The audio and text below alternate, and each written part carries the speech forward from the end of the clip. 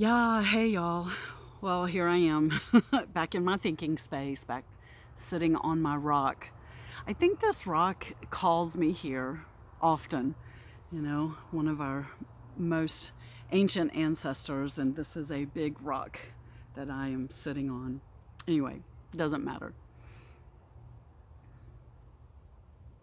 There is so much noise, so much noise right now, in the world, on social media, in our heads and in our hearts. It's just noise.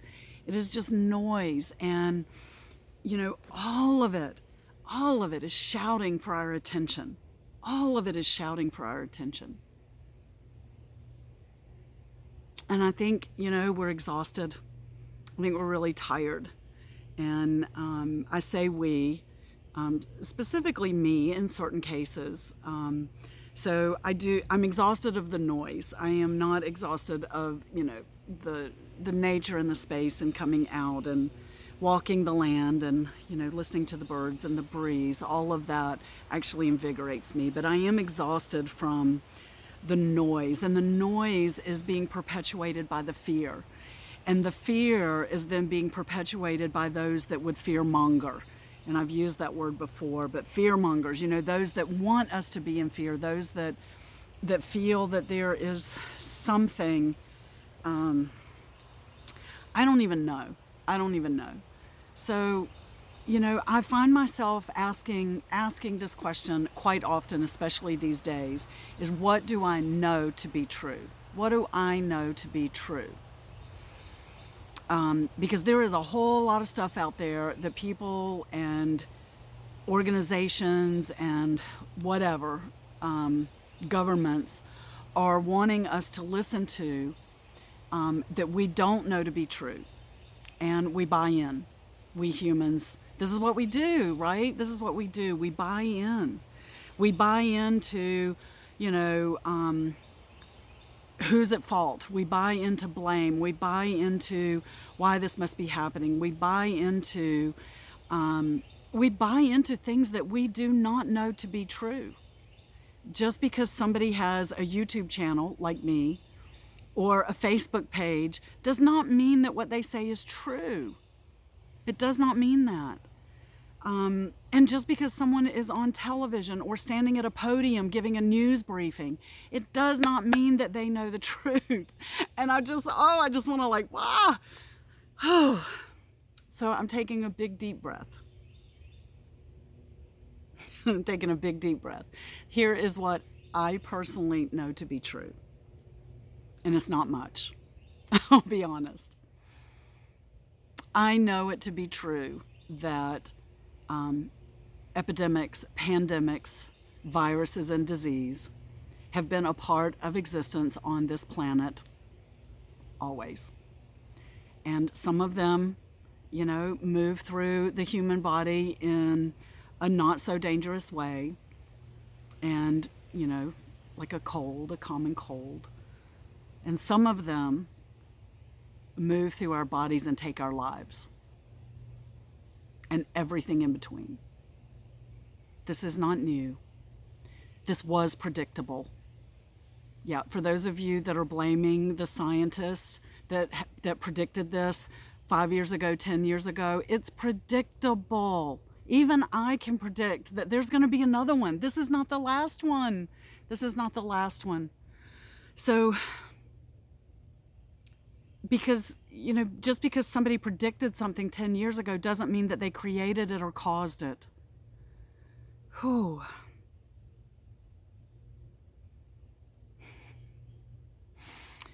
Just because someone blames a different country for what they did or didn't do doesn't mean that they're at fault. Just because someone says it doesn't make it so. And tangled up in all of this is all of the, oh my goodness, I've seen so much, blaming 5G. Gosh, don't you remember when we were told that microwaves were going to kill us all? Don't you remember when we were told that Wi-Fi was going to, cause our bodies to be riddled with cancer? Don't you remember when they said, don't hold your cell phone up to your ear? This is not new. This is not new. And the response to 5G was predictable because of our past. Because of our past. We respond to new things like this.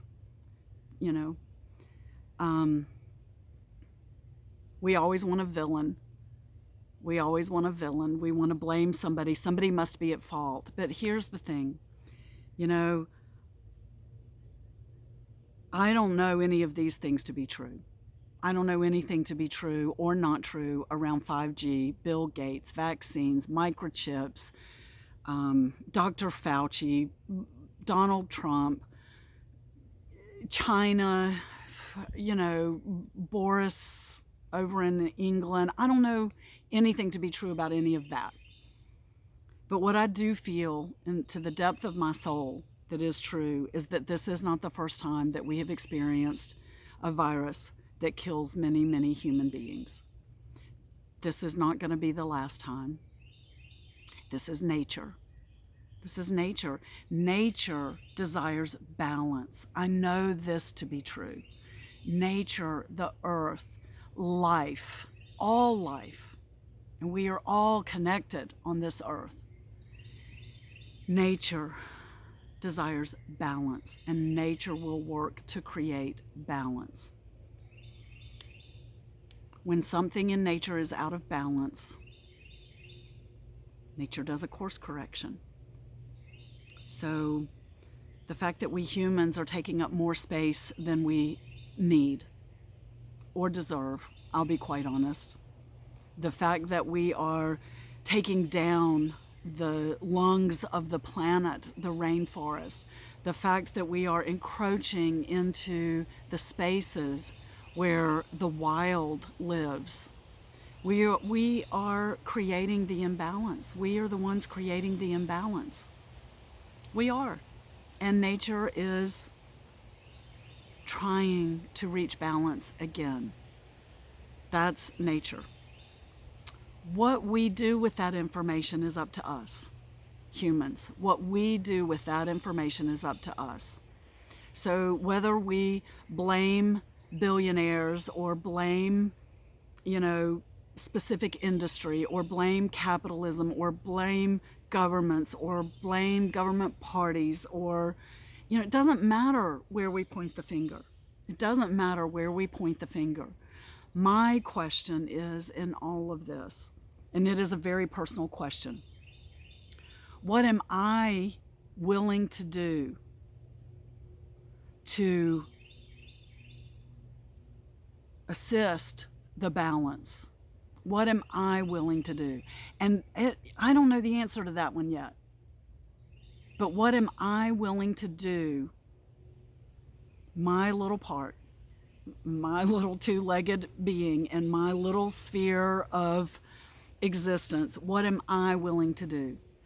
And this is a question that I'm going to be asking myself for quite a while, I think, because I do believe that in order to create balance, that what I need to do looks like sacrifice.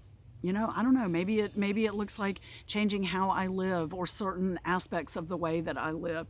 Maybe it means changing some of my belief systems. Maybe it means, who knows what it means, but I'm willing to look at it. I'm willing to look at it. And so what I know to be true through all the noise and quite frankly through all the bullshit out there, what I know to be true is that this is not the first time. This is not the last time. Nature desires balance. We are part of nature. What are we going to do with that? The end. Period. So, I would love to hear your thoughts on this. Very much. I would love to hear your thoughts. So, thank you for attending my second TED Talk with me on my thinking rock. And through it all, through all the noise, through all of the insanity that's out there, I will just tell you that I love you. I love you in every way that you are trying, in every way that you are failing, in every way that you are fearful. I love you just like I love me in all of those same ways. So I'm sending you all a big deep breath and lots of love.